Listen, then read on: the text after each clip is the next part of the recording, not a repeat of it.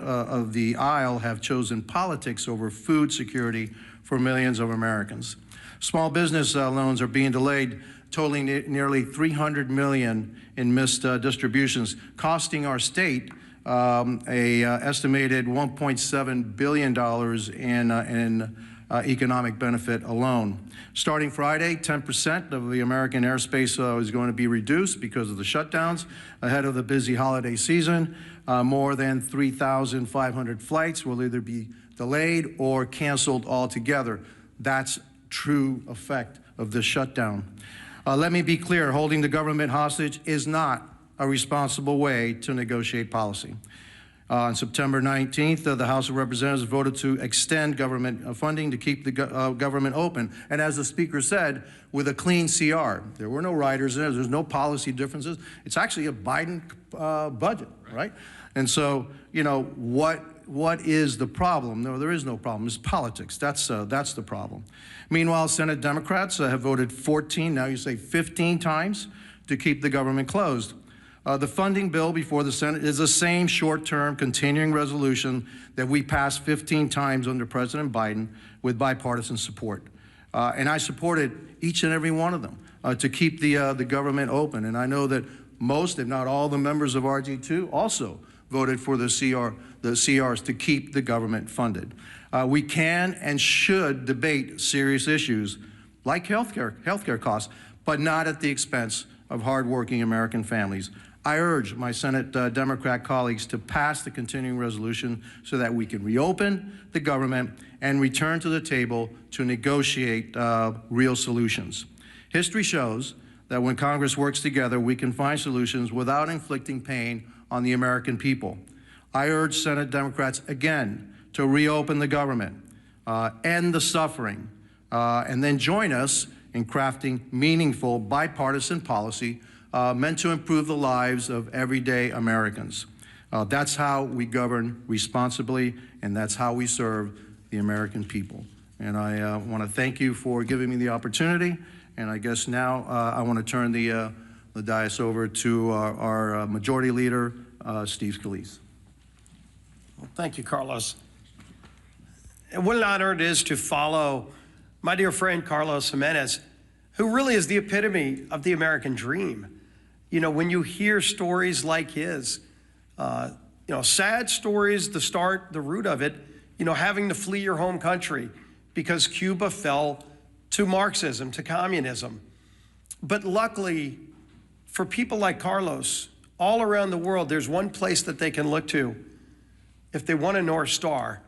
If they still believe in freedom, they yearn for that desire, and then it fails in their home country, they can look to the United States because the United States represents freedom all around the world. And how dangerous of a position that is when Marxists from within try to change it here, try to unravel what makes America so great. And as Carlos came to seek that freedom that millions others have as well, like my great-grandparents who came from Italy to seek that same freedom. Ronald Reagan said it best: freedom is only one generation away from extinction if we don't fight to defend it. Those words of Reagan still ring true today because, Carlos, we will continue to fight for freedom. But it's not an empty fight. There are people on the other side here in America that are pushing back, that want to destroy that capitalist free market system. And so when you look at the results of the election, anybody that wants to go celebrate a blue state voting blue, what they're not acknowledging is what happened in a city like New York. It reverberates. When New York elects a Marxist as their mayor, there are other Democrats that are now looking and saying, does the Democrat Party represent me anymore? And today you heard it again. Democrats are the ones who are looking and saying that they're done with the Democrat Party. Jared Golden yesterday announced he's not going to run again. And he didn't just say he wasn't going to run again because he got tired of serving in Congress. I think it's really important to pay attention to what Jared Golden said. And he is in a swing district. Jared Golden is one of those moderate Democrats who represents maybe the old Democrat Party now, what was discarded by the voters on Democrat cities and states. But it's not where America is. So when Jared Golden announced yesterday he's not going to run again, he said, quote, "We're allowing the most extreme pugilistic elements of our party to call the shots. Just look again at the shutdown. For as long as I can remember, we have opposed shutting down the government over policy disputes. We criticized Republicans for taking hostages this way." That was Jared Golden explaining why he's done with being a Democrat in Congress. And when the Democrat Party no longer stands for common sense, for members that do on occasion reach across the aisle, they're going to be relegated to a scrap heap of history, because America is not a socialist nation. While the Democrat Party has turned their leadership structure over to a socialist, it's not where America is. And if they're running people like Jared Golden out of their party, they can go celebrate the results of last night's election. Again, if Alabama held an election also Tuesday, and gee whiz, a Republican governor was elected governor of Alabama, would anybody be writing a story about it? Of course not. So let them go celebrate New Jersey electing a Democrat governor, New York City electing a Democrat. The real concern is that the Cuomo wing of the Democrat Party got destroyed by the Mondami wing of the Democrat Party. And if they want to call that a victory, good luck. Something tells me they're not going to be sending Mondami to swing districts around America. He's not going to Maine. Let Mondami go to Maine for that now open seat in Congress, a 50-50 district. Will they be sending Mondami to those kind of swing districts? Colorado, where somebody like Gabe Evans represents, is Mondami going to be going there? Because that's where their party is now headed. And they chose that. But America is not embracing that form of socialism. We know what you get from socialism. You get the promises of free everything. But Americans know innately there's no such thing as a free lunch. All you end up with, the results, are the hollow promises and the failures that come with those promises, because you know you get what you pay for. And somebody else is going to have to pay for that free thing. And a lot of those rich people they love denouncing are leaving. Many have already left. So even when they go raise taxes even more with the highest rates you can imagine, who's going to pay those higher rates? It's not going to be the millionaires and billionaires. Many of them have already left. It's going to be hardworking families in New York City. Good news for you, you might be making $100,000 a year. By the way, a police officer married to a school teacher makes more than that in New York City. They're going to be the quote unquote rich who get the higher taxes and the free buses and the grocery stores that are run by the government with empty shelves and expired food. That's what they're going to get.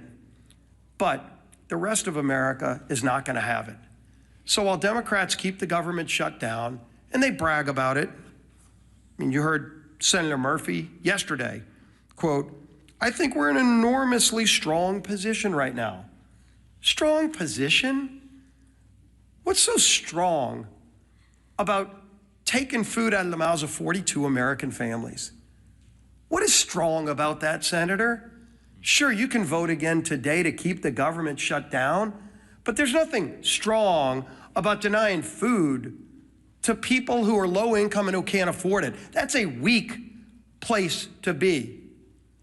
But that's what they're bragging about. When, as we saw, the transportation secretary yesterday said 10% of flights are going to have to be cut back because we don't have enough air traffic controllers because Democrats chose not to pay them. And so people are getting ready to go travel to see their family, hopefully, for Thanksgiving. But they're not going to be able to get that flight. They're going to have to leave a day or two earlier to drive. Maybe they won't be able to fly, but don't worry. Some Democrat senator thinks he's in a stronger position because he's now leveraged Americans as pawns in some game. That's what they think this is. It's disgusting. And the American people are catching on. And so while Democrats applaud socialism being the new wave of their party, the few common sense Democrats left in their party are leaving, running for the exits. Well, you might be able to leave New York City and go to Florida or Texas or somewhere else, but if they destroy America, there's nowhere else to go. That's why we're going to fight for freedom every single day, and their approach to Marxism, socialism, whatever you want to call it, will not prevail in America. Our whip, Tom Emmer.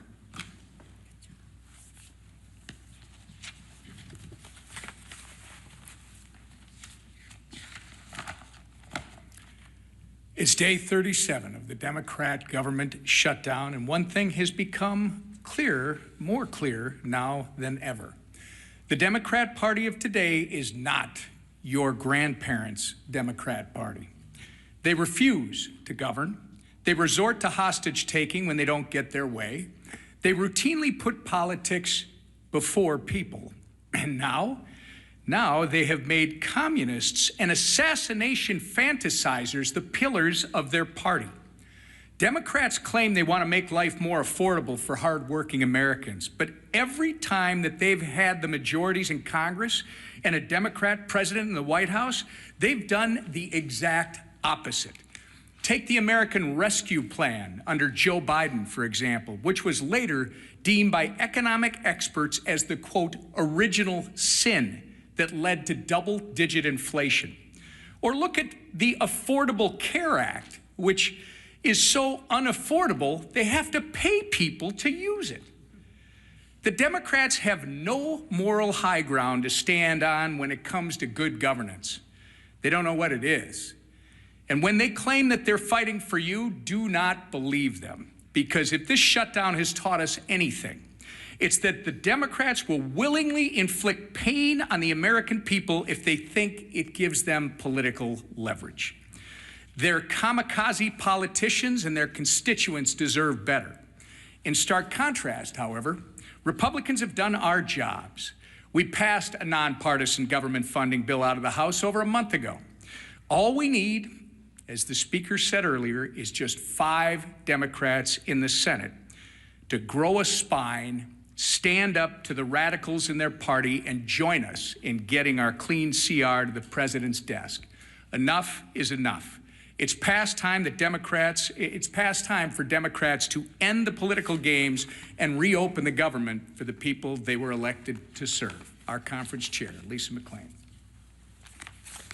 Thank you. Well, good morning, everybody. Again, here we are. Yesterday, Americans woke up to an unthinkable reality. And Carlos touched on it earlier. A communist was elected mayor in America's largest city. How did this happen? Ask yourself, how did this happen? It happened because a small socialist portion of this country took control of the Democrat Party.